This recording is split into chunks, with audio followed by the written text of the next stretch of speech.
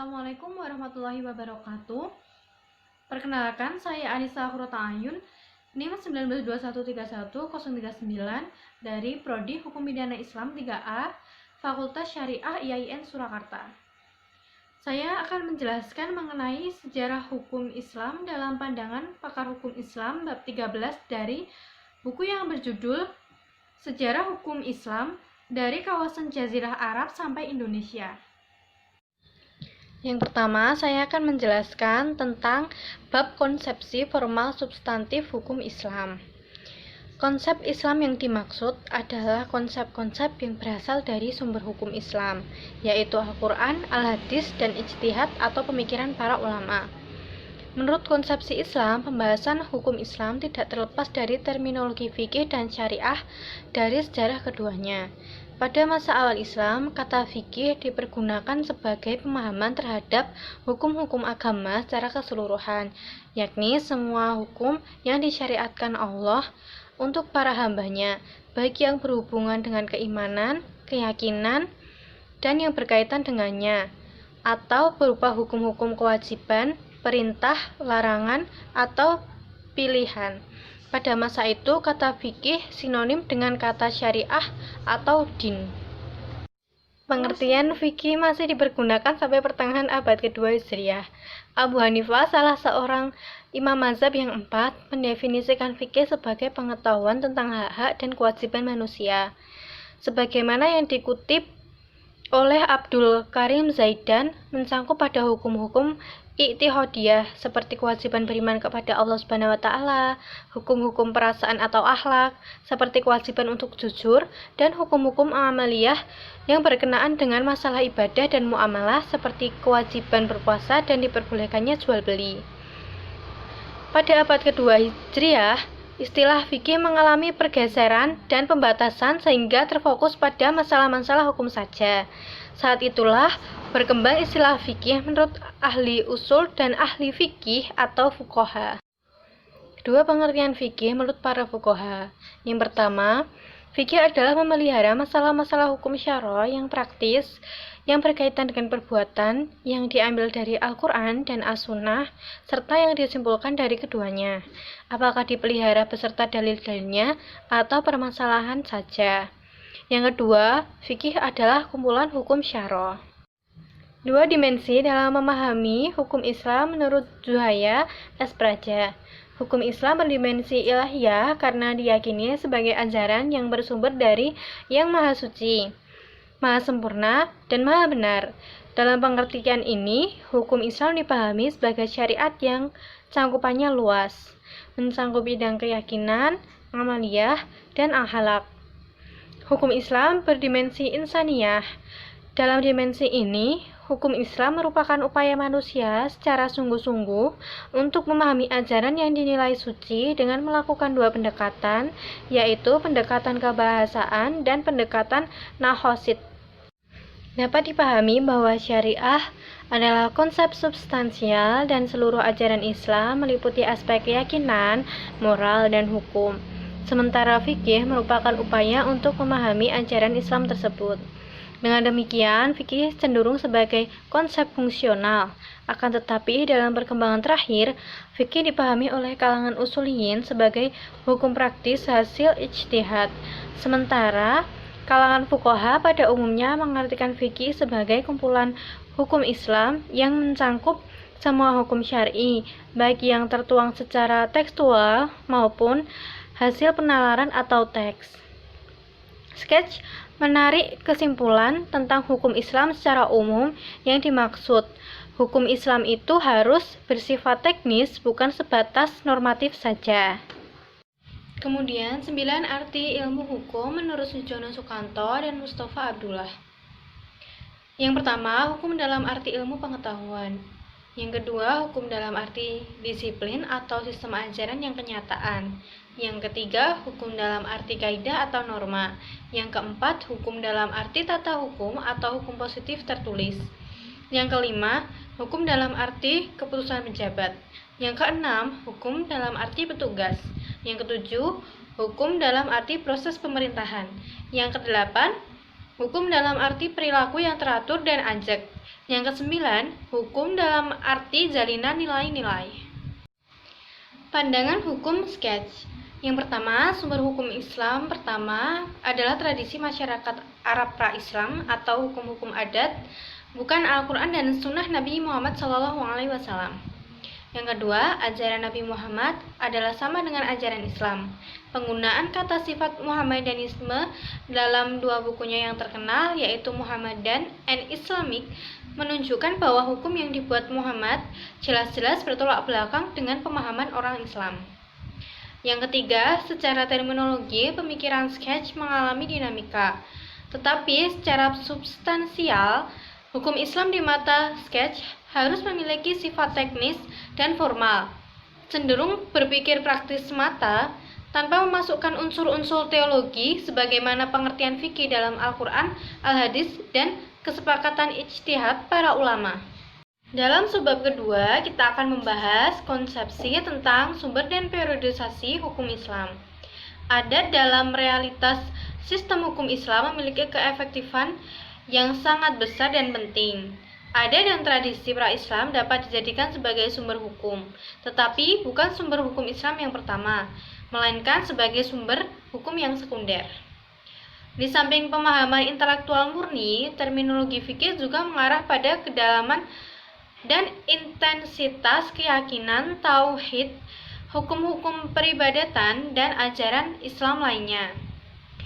Adat dan tradisi yang diterima oleh Nabi dapat dihubungkan dengan terma hadis dan sunnah, dan dapat pula dalam praktiknya mempunyai otoritas yang sama dengan sunnah Nabi. Hal ini didasarkan pada teori umum tentang hadis, yakni apapun yang dikatakan, diperbuat, dan dipersetujui oleh Nabi akan membentuk sunnah. Hukum Islam yang dimaksud sketch adalah hukum yang berdimensi uluhiyah dan insaniyah, atau dengan kata lain, hukum praktis semata. Hukum Islam tidak hanya berbicara tentang aspek lahiriah semata. Secara umum, adat atau tradisi yang diterima Nabi dapat dihubungkan dengan terma hadis atau sunnah, dan dapat pula dalam praktiknya mempunyai otoritas yang sama dengan sunnah Nabi tersebut. Jadi, adat yang ada pada masa Nabi, baik yang berasal dari Nabi sendiri atau dari adat lain yang berasal dari tradisi berbagai daerah Islam, sebagai suatu sumber untuk memformulasikan hukum-hukum sebagaimana pemikiran sketch. Kedudukan ijma dan hiyah secara prinsipil tidak berbeda antara pandangan sketch dengan para pakar hukum Islam. Perbedaannya terletak pada pendapat sketch bahwa kedua sumber tersebut berasal dari tradisi Yahudi, bukan berasal dari Islam. Harun Nasution menjelaskan bahwa pada periode Nabi, segala persoalan dikembalikan kepada Nabi untuk diselesaikan. Nabilah yang menjadi satu-satunya sumber hukum. Secara direct, yaitu langsung, pembuat hukum adalah Nabi, tetapi secara indirect atau tidak langsung, Tuhanlah pembuat hukum, karena hukum yang dikeluarkan Nabi bersumber pada wahyu dari Tuhan. Bentuk hukum didasarkan bahwa hukum sebagai kaidah memiliki 3 asas. Teori ini dikemukakan oleh Sujono Sukanto. Yang pertama, kaidah hukum berlaku secara yuridis apabila penentuannya didasarkan pada kaidah yang lebih tinggi tingkatannya, atau bila berbentuk menurut cara yang ditetapkan, atau bila menunjukkan hubungan keharusan antara suatu kondisi dan akibatnya. Yang kedua, kaidah hukum berlaku secara sosiologis apabila kaidah tersebut efektif. Artinya, kaidah tersebut dapat dipaksakan berlakunya oleh penguasa walaupun tidak diterima oleh warga masyarakat, atau yang disebut teori kekuasaan, atau kaidah tersebut berlaku karena diterima dan diakui oleh masyarakat, yang disebut teori pengakuan. Kaidah hukum berlaku secara filosofis, artinya sesuai dengan cita-cita hukum sebagai nilai positif yang tertinggi. Kemudian, dalam subbab yang ketiga, saya akan menjelaskan tentang konsepsi metode penggalian hukum Islam. Zuhaya S. Praja menjelaskan bahwa karena hukum Islam berdimensi uluhiyah, paling tidak ada 4 pendekatan yang harus digunakan dalam penelitian tersebut, yaitu pendekatan teologi, pendekatan filsafat, yaitu pendekatan filsafat hukum Islam, sejarah, dan ilmu-ilmu sosial. Saya akan menjelaskan mengenai pendekatan teologi dan filsafat. Yang pertama, pendekatan teologi meneliti aturan-aturan yang mengatur syariah dan fikih, kemudian membedakan bentuk-bentuk ekspresi yang baik dari ekspresi yang buruk. dan mencari definisi yang seimbang, suatu kegiatan yang dicurahkan pada dunia ini. Suatu refleksi ketuhanan, menentukan jelas dan koheren mungkin arti dan implikasi makna-makna yang terkandung dalam hukumnya. Yang kemudian, pendekatan filsafat. Filsafat mempunyai tugas utama. Yang pertama, tugas kritis, yakni mempertanyakan kembali paradigma-paradigma ilmu yang telah mapan. Yang kedua, tugas konstruktif, yakni menjawab masalah-masalah yang tidak terpisahkan oleh ilmu, bahkan menyatukan kembali ilmu-ilmu yang telah berjalan sendiri-sendiri seolah tidak ada keterkaitan antara satu ilmu dengan ilmu lainnya. Filsafat hukum Islam memiliki objek baik teoritis maupun praktis. Objek teoritis filsafat hukum Islam adalah objek kajian yang merupakan teori-teori hukum Islam yang meliputi prinsip-prinsip hukum Islam, dasar-dasar dan sumber-sumber hukum Islam, tujuan hukum Islam, asas-asas hukum Islam, dan kaidah-kaidah hukum Islam. Kegunaan filsafat hukum Islam terhadap penelitian hukum Islam adalah menjelaskan dan memberikan pengetahuan hukum Islam secara utuh kepada yang mengkajinya. Pengkajian filsafat hukum Islam memungkinkan pemahaman Islam secara menyeluruh dengan keterkaitan dan hubungan yang terjalin dengan ilmu agama lainnya, baik ilmu kalam, filsafat, dan tasawuf, ilmu Al-Quran, dan hadis. Abu Zahro yang didukung oleh muridnya Abdul Wahab Khalaf mengatakan bahwa aturan hidup yaitu fikih dan hukum Islam yang terdapat dalam Al-Quran hanya dapat dilacak melalui dua pendekatan, yaitu pendekatan semantik dan pendekatan filosofis. Menurut Fazlur Rahman, sebagai mekanisme hukum yang sistematis harus tertumpu pada yang pertama, usul fikih, yaitu prinsip-prinsip hukum yang diambil dari Al-Quran dan hadis melalui pendekatan bahasa. Dan yang kedua, muhashid asy-syariah, yaitu mekanisme hukum yang didasarkan pada tujuan-tujuan hukum atau filsafat hukum yang membahas dan merinci dasar-dasar moral keagamaan dari hukum. Sketch menggali istilah-istilah hukum dari segi bahasa secara umum. Sketch juga menggunakan metode sosiologi hukum yang persis metode sosiologi hukum Max Weber. Hal itu terlihat dari teori membedakan antara hukum publik dan hukum perdata, antara hukum positif dan hukum alam, serta hukum objektif dan subjektif. Metode kedua yang digunakan oleh Sketch adalah metode sejarah.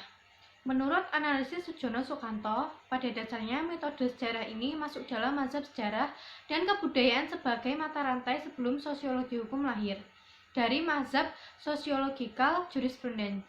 Pemikiran Sketch dipengaruhi pula oleh Friedrich Karl von Savigny, tokoh terkemuka mazhab sejarah.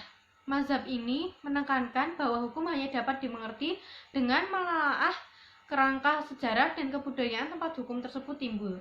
Hal ini didasarkan bahwa hukum merupakan perwujudan dari kesadaran hukum masyarakat atau volkes, bahwa semua hukum berasal dari adat istiadat dan kepercayaan, bukan dari pembentuk undang-undang. Kembali pada persamaan antara pemikiran Sketch dengan Max Weber adalah ketika Sketch membatasi hukum sebagai suatu ketertiban atau yang disebut order. Hal itu tampak ketika ia berpegang teguh pada tradisi Arab pra-Islam atau tradisi-tradisi lain seperti tradisi sahabat, ulama aliran Madinah dan Irak sebagai sumber hukum Islam yang telah mapan di masyarakat. Selain itu, hukum Islam berpusat pada kekuasaan Bani Umayyah. Sketch dalam menggali hukum Islam di satu sisi memberikan nilai manfaat terhadap substansi hukum dalam realitas masyarakat, tetapi pihak lain, pemikiran Sketch mengarah pada penilaian hukum secara maksimal. Artinya, atas dasar analisis sosiologisnya, Sketch mengajak untuk menyimpulkan bahwa hukum Islam itu bisa dinilai dan ditentukan dengan pendekatan tersebut.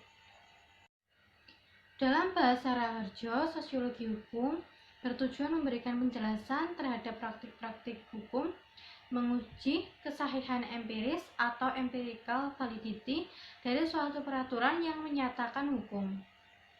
Dan sosiologi hukum tidak melakukan penilaian terhadap hukum.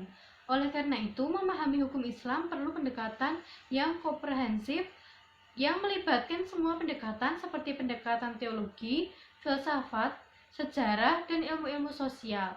Di samping itu, secara spesifik didekati pula dengan dua pendekatan bahasa dari maqasid syariah. Sekian presentasi dari saya mengenai sejarah hukum Islam dalam pandangan pakar hukum Islam bab 13 dari buku yang berjudul Buku Sejarah Hukum Islam dari Kawasan Jazirah Arab sampai Indonesia. Apabila ada salah kata mohon dimaafkan. Wassalamualaikum warahmatullahi wabarakatuh.